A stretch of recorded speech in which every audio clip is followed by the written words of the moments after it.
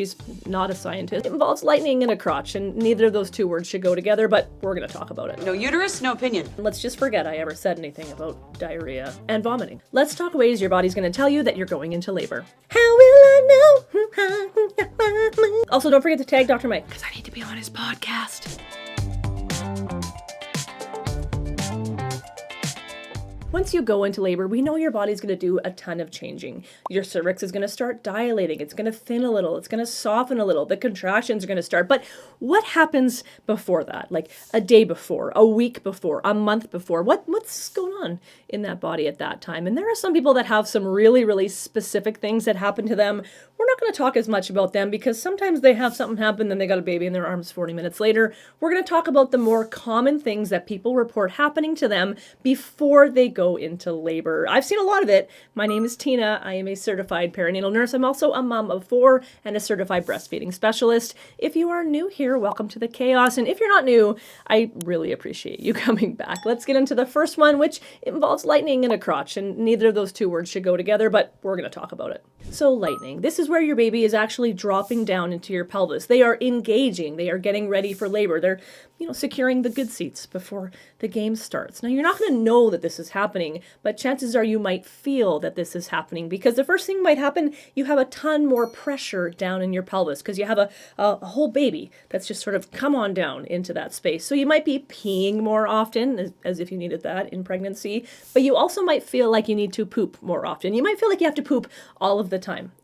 If you were me. You might also be able to breathe easier because now instead of that baby all up in your lungs, it's dropped down into your pelvis, and so your lungs have more room to make that expansion, so you might feel like you're getting those bigger deep breaths a lot easier. And then you might also look at yourself in the mirror and be like, well, dang, what is going on? Because now it might not look like you're carrying as high, it might look like you are carrying lower. And lightning and crotch, I know that they don't go together, but if you were experiencing lightning crotch in your pregnancy, this might actually make that lightning crotch sensation a little bit worse. You might experience increased vaginal discharge, and I promise there are some fun things on this list. However, this just is not one of them. We have talked before about vaginal discharge and how it can increase in pregnancy, and that's very normal. Well, leading up to labor, this can increase even more. Again, this can be normal, but now it might also change in consistency. It might get a little bit more mucusy, and you might notice some red streaks running through it. This is known as bloody show, and this would be normal as you are starting to go into labor because your cervix, which we know at this point is doing some little micro changes. Maybe it's dilating a touch, maybe it's thinning a touch, maybe it's softening a touch. Well, it has all little blood vessels that go through it, and as these changes happen, some of these blood vessels can get a little bit torn, and that can be a little bit of blood that gets into that mucus and comes out of the vagina. Now, again, I want to remind you, if it is bright red vaginal bleeding at any point in time during your pregnancy, I do want you to get checked out because that is not a normal sign of pregnancy or labor. Nesting. This is a really weird instinctual one, but a lot of people will report to you that in later pregnancy, they had this overwhelming urge to get ready for baby. So you'll find a lot of people, 38, 39, 40 weeks, there they are cleaning baseboards and lampshades and folding little baby clothes and getting all organized. I did this like pretty hardcore with all of my pregnancies as well. I can't explain it to you. I still felt really unprepared when the baby finally got here. Also, my mom once told me that she believes people nest because when you're on all fours, washing the floor like old school, that really puts you in an optimal position to allow baby to get into your pelvis and engage properly so that your labor is a bit more straightforward. Now, that is not a scientific opinion from her. She's not a scientist. So if anybody has some actual scientific data to tell me why people nest later in their pregnancy, I sure would love to hear it. Losing your mucus plug. I included this on the list because it could mean that you're going to go into labor in like an hour or two, but it could mean absolutely nothing. And some people get really excited because we've been told you're going to lose your mucus plug and then you're going to go into labor. But there is a whole group of people, myself included, who never lost their mucus plug. But the good news is we still had our babies. So mucus plug or none, you will still give birth one way or another. Now that mucus plug is a thick layer of mucus up against the cervix, and it's formed as a bit of a protective mechanism to try to keep things out of that amniotic room that your baby is hanging out in. And sometimes this mucus plug can come loose because of those little changes your cervix is doing. A little bit of dilating, a little bit of thinning, a little bit of softening, and when it does come out of the vagina, it can come out into your underwear or onto the couch if you're going commando. It sort of slides right out. It's a little bit jelly, a little bit mucusy. Now, this doesn't mean that you're going to go into labor, but it might mean that your cervix is doing some changing. So it's one of those weird ones which could mean lots of great things and could mean absolutely nothing. I will tell you this though, if you are under 37 weeks of pregnancy, you are preterm and you do lose your mucus plug, I want you to let your provider know right away.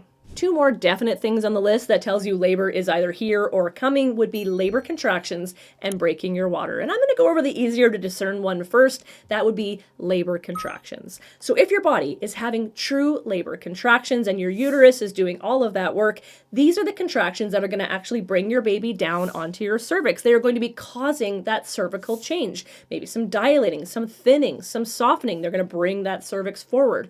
And every time your baby comes down onto that cervix with these contractions and causes cervical change, that causes your body to release some of that oxytocin. So these true labor contractions you're experiencing, they are likely going to get more intense as time goes on, more regular as time goes on. They are going to get stronger, longer, and closer together. True labor contractions, yep, definitely on the list. However, there are also Braxton Hicks contractions, which are not true labor contractions, though oftentimes they do feel like true labor contractions. Thank God, that's no big deal. Most women don't even feel them. Okay, no uterus, no opinion. So you might actually have contractions and be thinking, oh my God, this is it, but maybe they aren't actually causing cervical change. So Braxton Hicks contractions, they don't usually intensify over time. They don't usually stay regular over time. And if you do things to make them feel better, like have a drink, put your feet up, go pee, try to rest, usually that will make them go away. And that's how we know that they aren't true labor contractions. So contractions are on the list, but you got to figure out what kind of contractions they are, which can be tough. So I'm going to link a video up top that's going to tell you all the ways you can determine if they are true labor or if they are Braxton Hicks. And the next one that tells you things might be happening is your water breaking. And the reason I say might be happening, even though it seems like things definitely are happening, is that not everybody goes into labor after their water breaks. It doesn't always happen like Hollywood would show us how it happens, which is really true of most things in birth. Thanks, Hollywood. Oh my God. Oh my God. Get a cab. Most people will go into labor within 24 hours of their water breaking, with the majority of people going into their own labor within 48 hours of their water breaking. But interestingly enough, not everybody who goes into labor had their water break first. Only about 5% of people report their water broke and then they went into labor. So it's definitely on the list, because if your water breaks, something has to happen. But it doesn't necessarily mean that your water broke and now your body is going to automatically kick into labor. It does, however, mean that you need to let your provider know that your water did break, because we're on a bit of a clock now and we need to develop a plan of care specifically for you and your pregnancy. If your water does happen to break while you are pregnant, there's a few things I want you to take note of. I want you to note the time your water broke, the amount of fluid that came out. Note the color of the fluid. Is it that clear yellowish color like we would expect, or is it maybe green or green brown or red? And then also note the odor of it. Does it smell a little bit sweet like we would expect, or does it have a foul odor? Also, baby's movements are really important to take note of now that your water is broken, and then you can take all that information and, like I said, contact your provider and get things moving. All right, those are the more common ones. Oh, and fatigue too, but I mean, that sort of feels like a given. If you are heavily pregnant and you are on your hands and knees and you are cleaning the baseboards and you can't breathe, of course, you are going to be fatigued, but some people do report they feel even more fatigued right before they went into labor. So you could, keep that in mind if you are feeling extra super pregnant tired. But now let's go into the ones that are a little bit more one-offs and a little bit more interesting. Lower back pain. I hate lower back pain. Like on the regular, I hated it even more when I was pregnant, but some people report that they have an increase in lower back pain as labor is approaching. And you can imagine that things are loosening up in preparation for labor. So our joints and our ligaments, they are much more loose. And if you have looser support around a growing midsection, that can result in some back pain. Also, we talked about the fact that lightening is happening and your baby is engaging into your pelvis. And now you are carrying baby lower, which does put that additional strain on your lower back. I will tell you this. Counter pressure is great for back pain in and out of labor, and all fours position is really, really good for back pain in labor. Diarrhea. Yeah, I'm going to try to spin this one positively for you, because some people do report increased bowel movements that are softer and looser in the days leading up to labor. But If you poop before you go into labor, then there's less chance of you pooping during pushing, when you're pushing your baby out. If you push and you poop, it's okay. I promise you, it's really not a big deal. So maybe forget I said that. But if there's less poop in there, that actually leaves more room for your uterus to do what it needs to do after baby comes out. It's going to have more room to clamp and contract down, which could help you to control your postpartum bleeding. Yeah, that's all I got. But our body, as it ramps up for labor, does release some of those pregnancy hormones. It's going to release something called prostaglandin, because that's going to work on your cervix to get it ready for labor. However, it's not as selective as maybe it could be. So that prostaglandin can also work on, your bowels and soften and relax them, and then the poop comes out. Also, talking about bodily fluids, vomiting.